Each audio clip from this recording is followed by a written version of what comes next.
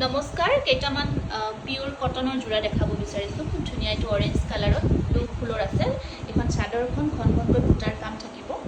মেখেলাখন থাকিব আপোনাৰ এইকেইটা হেভি আহিব যোৰাটো এইখন আহিব মেখেলা পিওৰ কটন হয় আৰু ইয়াৰ সাইড পাৰিখিনি থাকিব আপোনাৰ এনেকুৱাকৈ হাতত থাকিব